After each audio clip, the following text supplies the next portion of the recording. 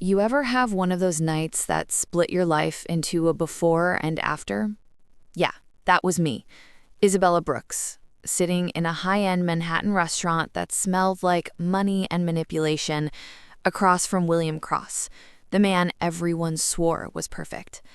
He had that trust fund charm kind of look, sharp jawline, cufflinks that screamed old money, and a voice so smooth it could sell ice to Alaska. Everyone called him Bill at his law firm, but to me, he was just Will, the guy who used to send flowers to my office just because, the man who promised me forever with a glass of champagne and a smirk. But that night forever started to look like a cage. He'd ordered for me, as usual. "Shall have the risotto," he said without looking up, as if I were a child in need of supervision. I wanted to roll my eyes, but I was tired. Tired of walking on glass, tired of guessing which version of him I'd get that day. I stared at the skyline through the glass wall behind him and tried to remember when love stopped feeling like home and started feeling like a business deal. Then he reached into his tailored jacket, pulled out a folded sheet of paper, and slid it across the table like a contract. "I made something for you," he said with that smug, practiced grin. For half a second, I thought he was joking. Or proposing, maybe. I mean, we'd been together 3 years, survived his mother's judgment and his ex's games, and I'd convinced myself he'd changed. But as soon as I unfolded that sheet, I knew exactly what I was dealing with. At the top, bold and centered, it said requirements to be my wife. I remember blinking twice, half expecting hidden cameras. The first line, "Lose 10 pounds. My stomach dropped. The next, "Quit your job. It's not prestigious enough. Tone down your makeup. Stop hanging out with your single friends. Learn to cook. Be less argumentative." My hands trembled as I read. Each line was like a punch dressed in expensive cologne. He took a slow sip of his wine, eyes gleaming. "Don't look so dramatic, babe. It's not criticism, it's guidance. I'm helping you become the kind of woman men like me marry." Men like him. That phrase echoed like poison. My heartbeat was a drum in my ears, but I managed to smile. That's what women like me were taught to do. Smile through the sting. "This is really helpful," I said, my voice sugar-coated with rage. He leaned back, confident, certain he still owned me. But I reached for the pen sticking out of his pocket, pulled a napkin toward me, and wrote one sentence that tasted like freedom. Step 1, dump you. His face froze, eyebrows twitching like he couldn't compute rebellion. I stood, dropped the napkin on the table, and said, "There's your guidance." Then I walked out, heels clicking on marble, my heart thundering, my pulse alive for the first time in months. The city air hit my face like ice, and I thought I was free. I really did. I didn't realize men like William don't let go. They collect. 2 days later, he showed up at my apartment with roses, acting like the breakup was a cute misunderstanding. "You overreacted, Izzy," using that pet name that once made me melt. "You always take things too personally. Come on, let's talk like adults."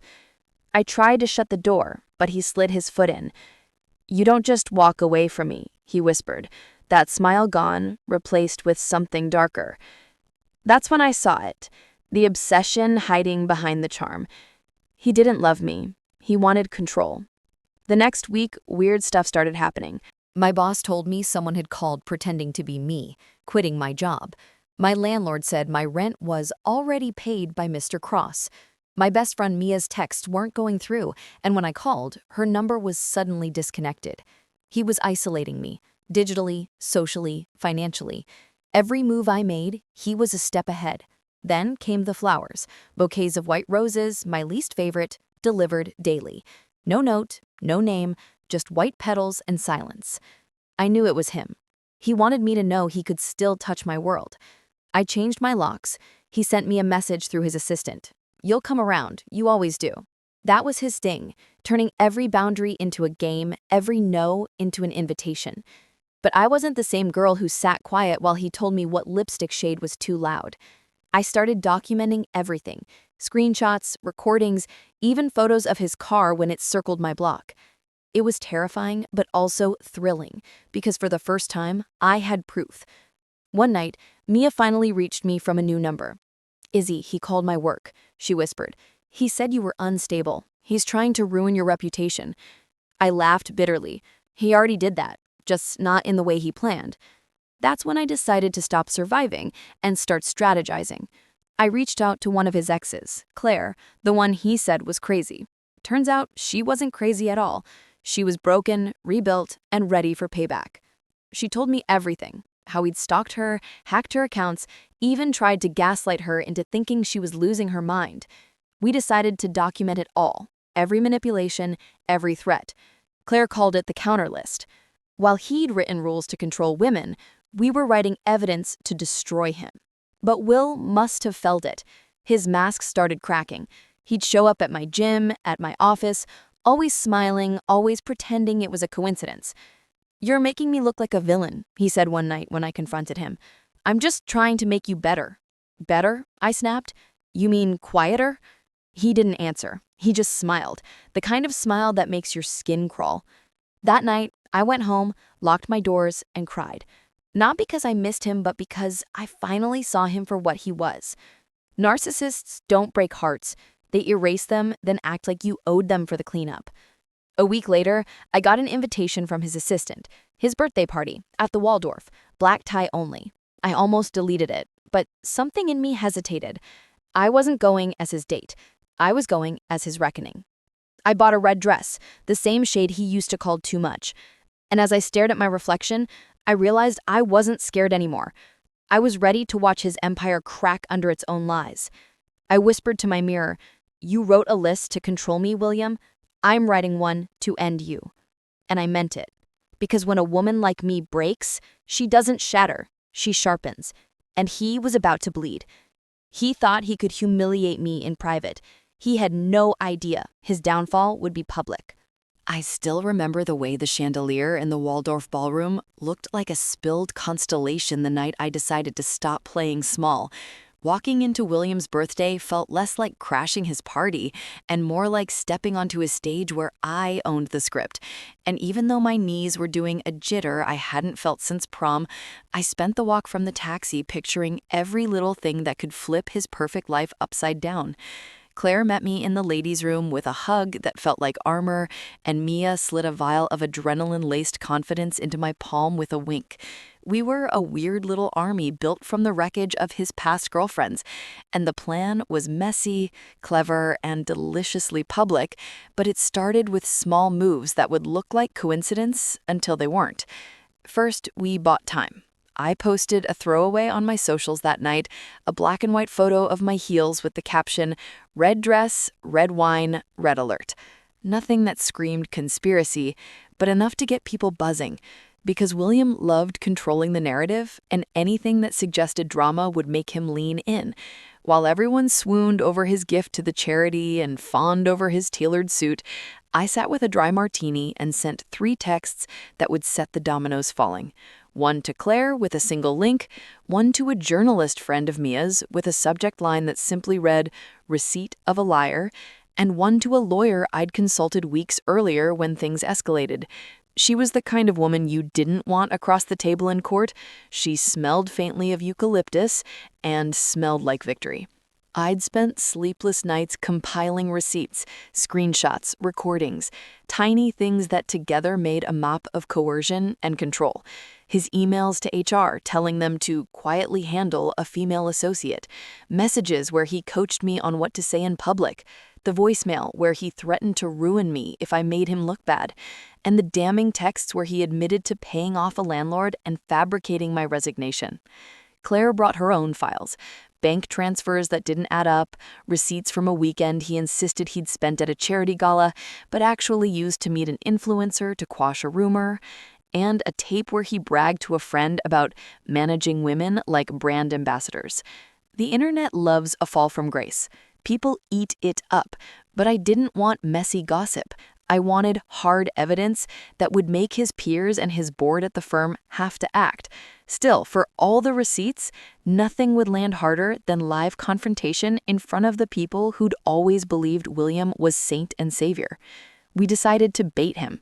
Claire, acting like she'd forgiven him, would text William, pretend to be vulnerable, and arrange a staged, yet real-seeming, private moment at his office the week after his party.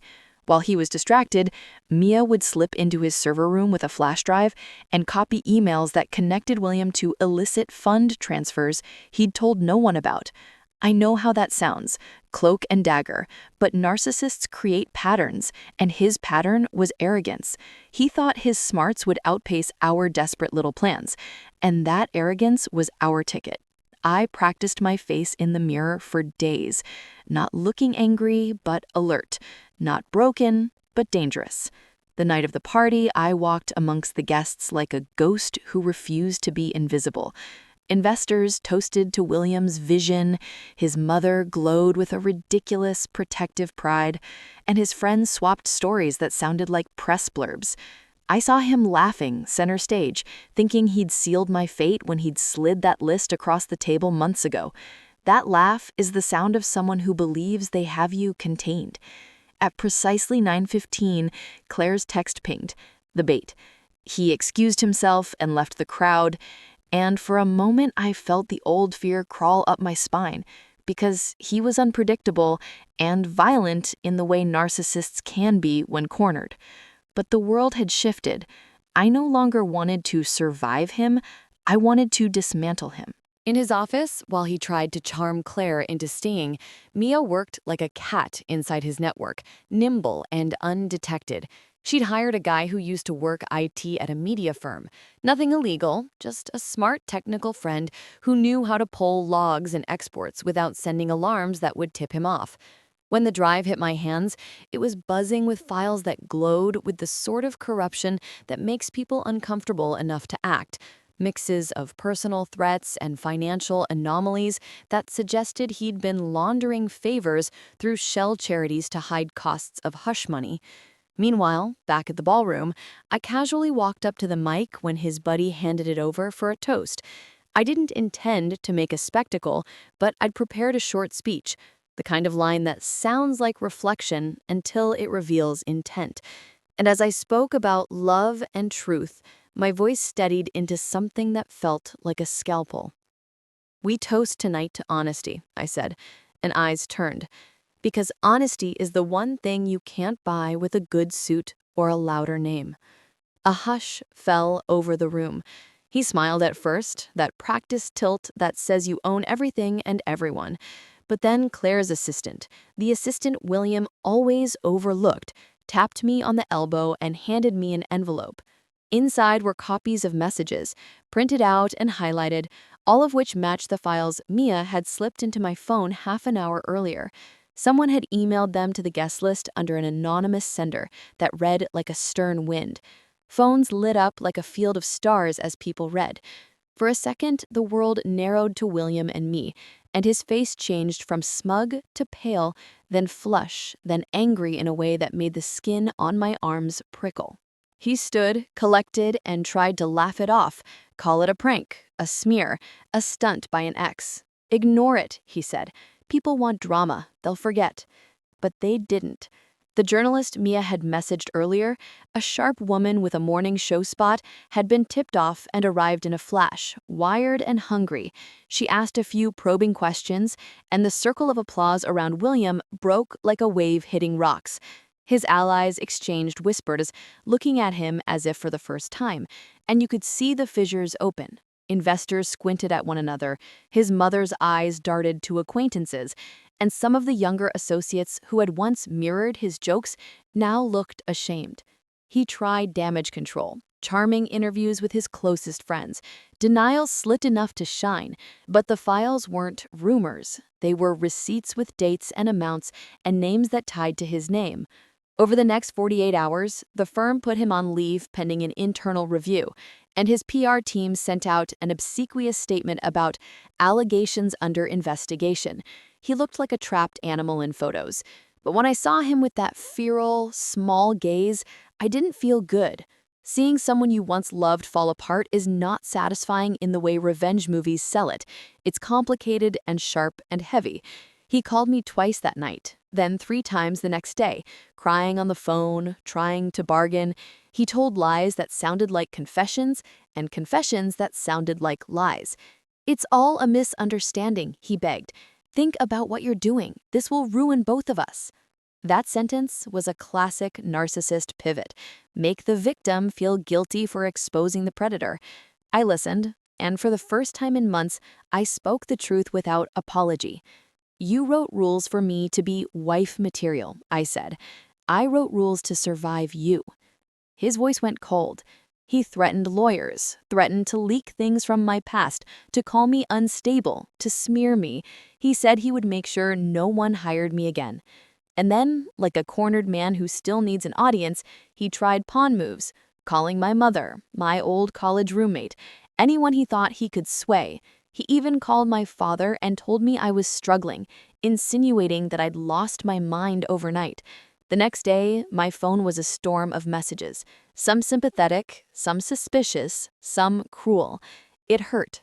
The isolation he'd practiced for years paid dividends for a minute as people he'd gaslit believed him, but we were ready for that. The lawyer filed protective motions, and we released selected evidence to trustworthy outlets, carefully curated to show pattern without giving his PR machine fodder for counterattacks. Claire went public with her own story, raw and articulate, and because she was credible and composed, reporters listened. The firm's board convened, and calls were made. Lawsuits were whispered as possibilities. There were nights I couldn't sleep, haunted by the face he used to make before he hurt me. The boyish grin that used to mean promise, now a mask of entitlement. But there were also moments when I laughed out loud, teeth bared and wild, at how flustered he became when he realized his control was dissolving. He'd lost his grip on the narrative, and without narrative, narcissists panic.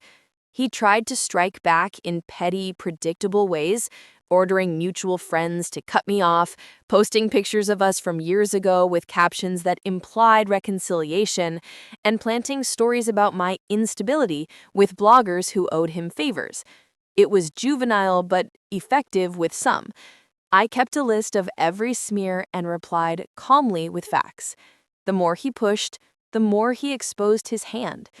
One night, tired and wired, I confronted him in a coffee shop in the kind of center where he'd once proposed, on bended knee, but in a cheap, public way.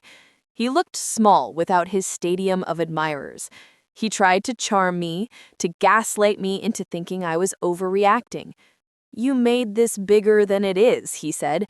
"You enjoy drama." I looked at him, and the pity I felt for that version of him, so desperate to be loved that he clung to power, was a small mercy. "No," I said.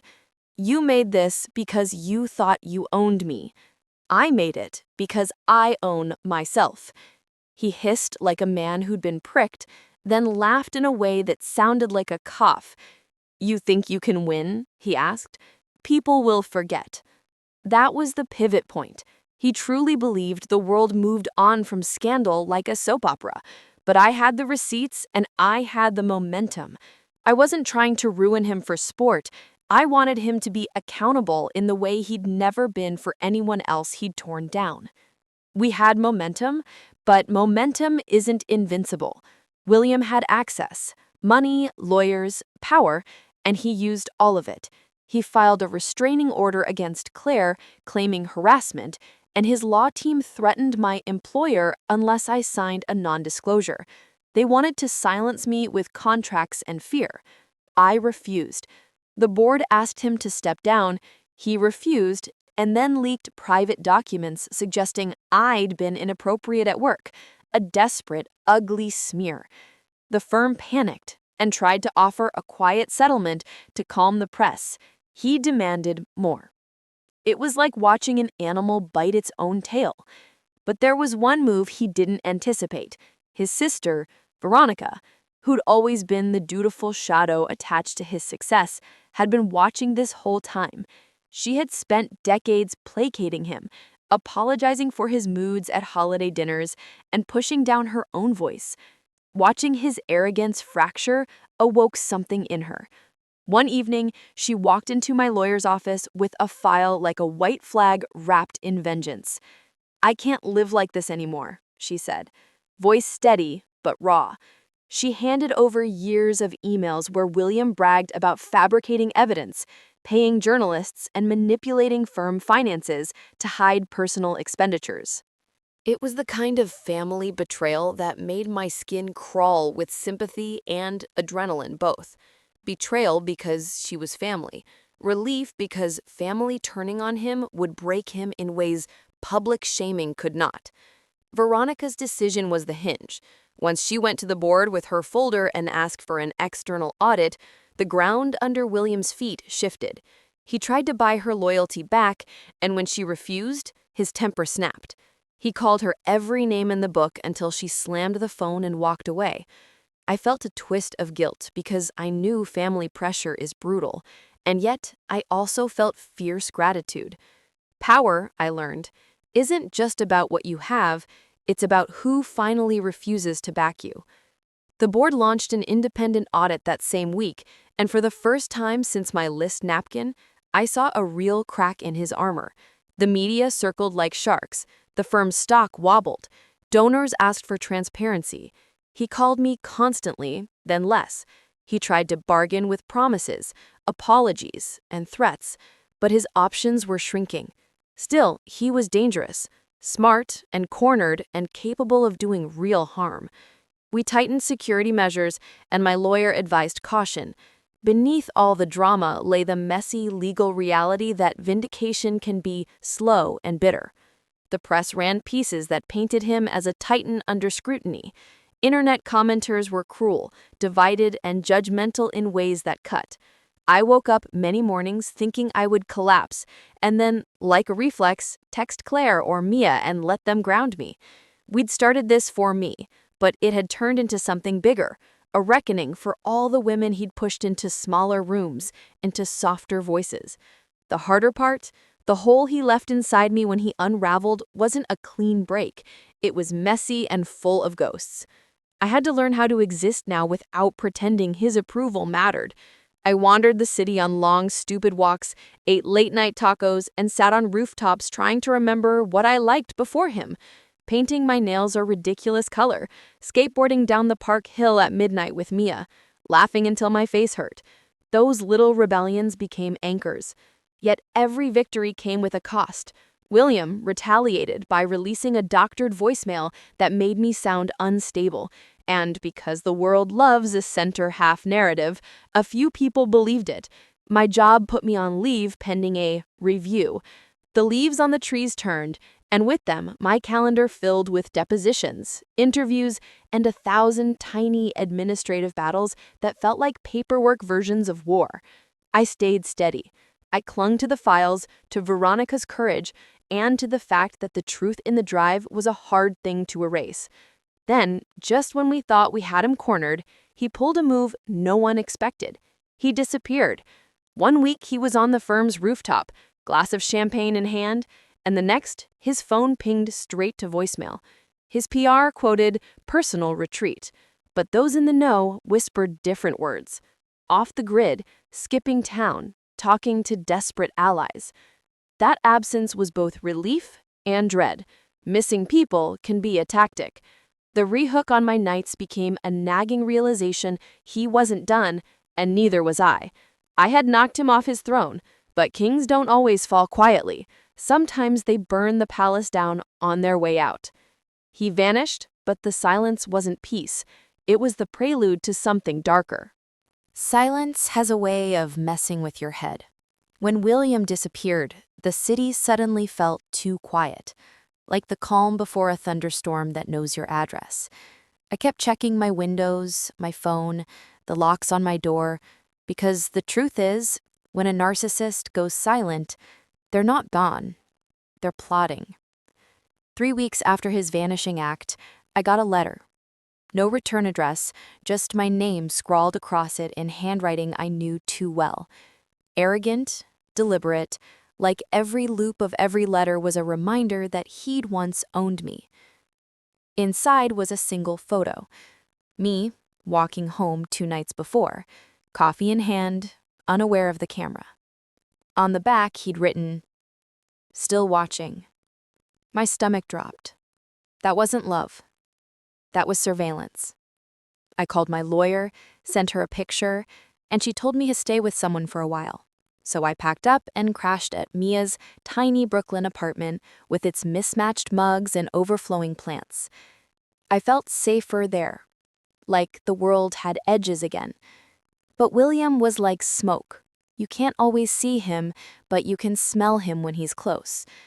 2 nights later, his face was on the news.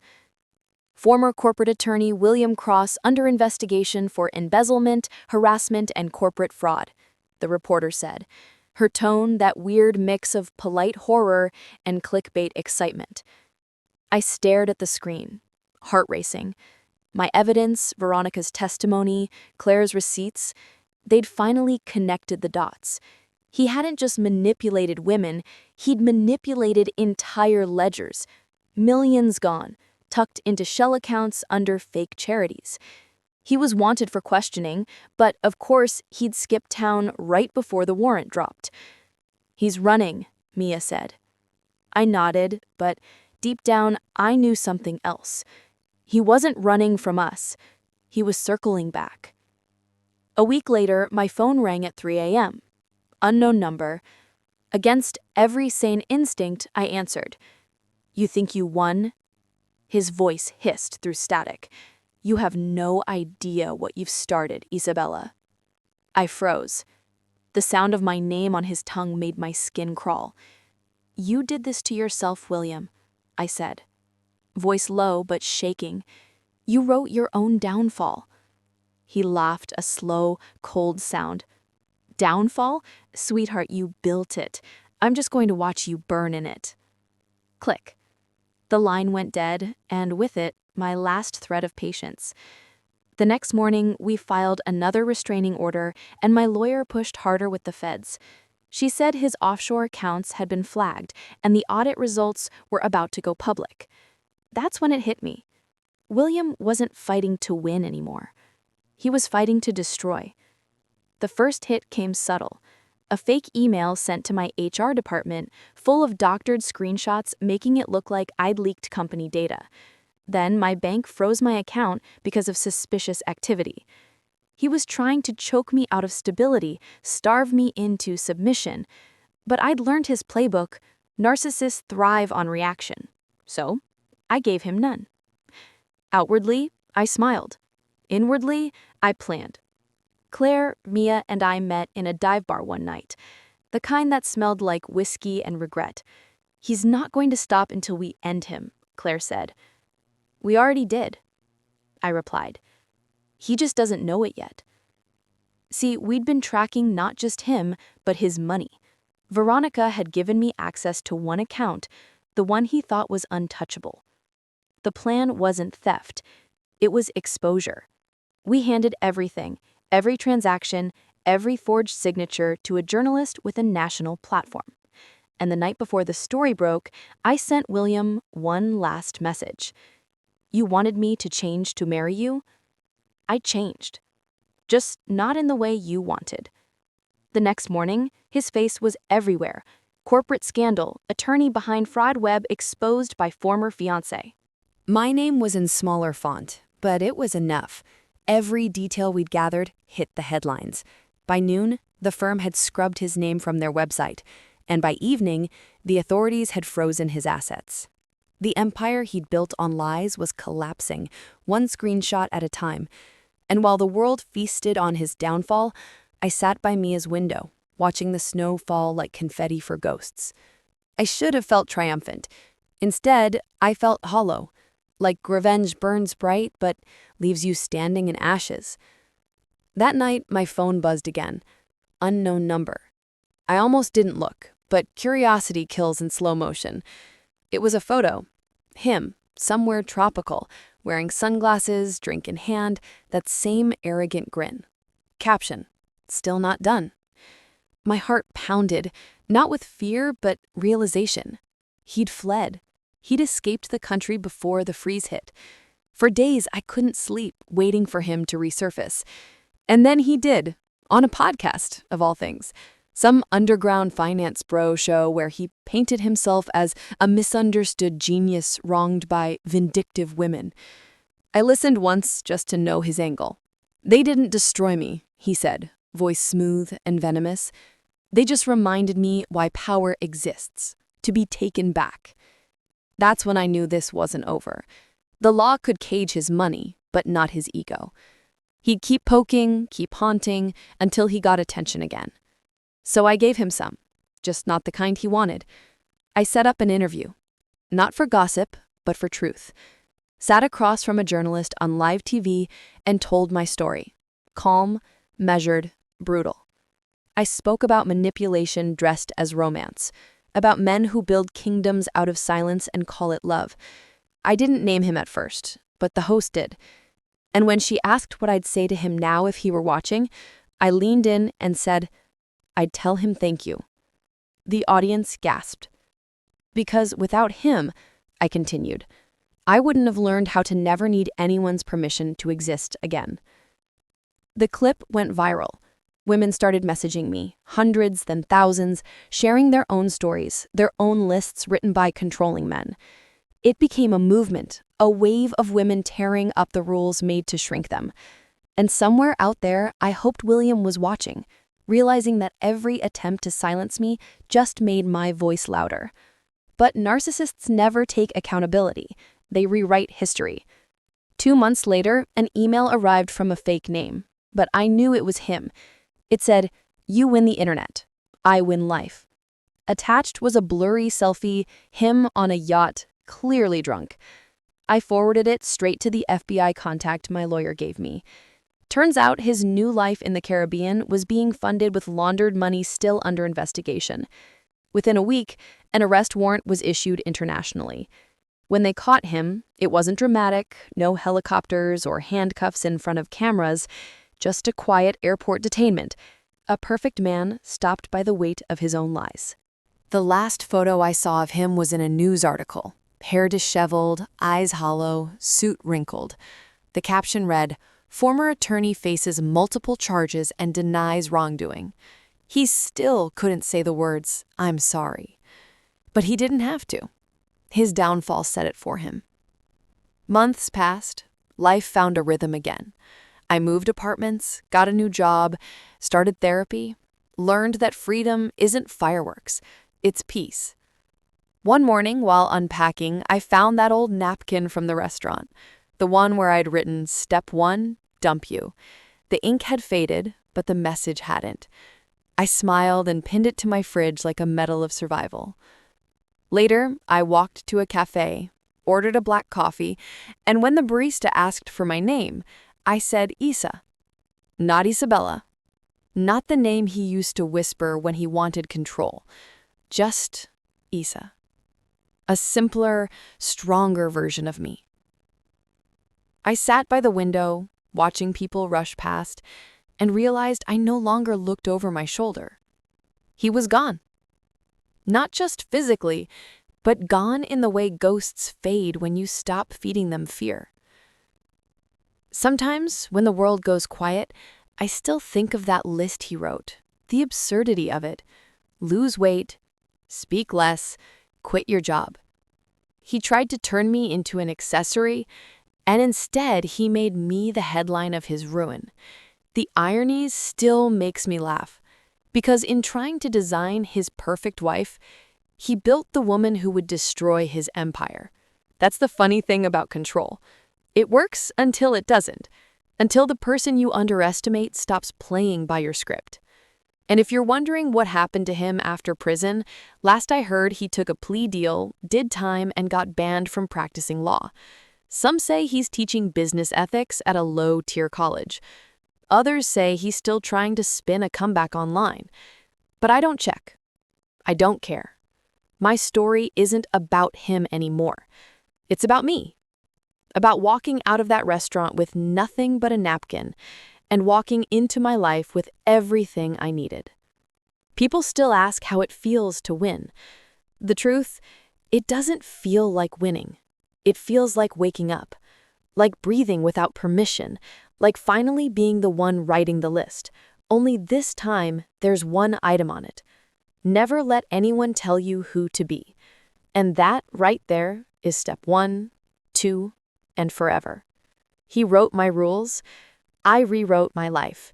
And that's a story he'll never control again.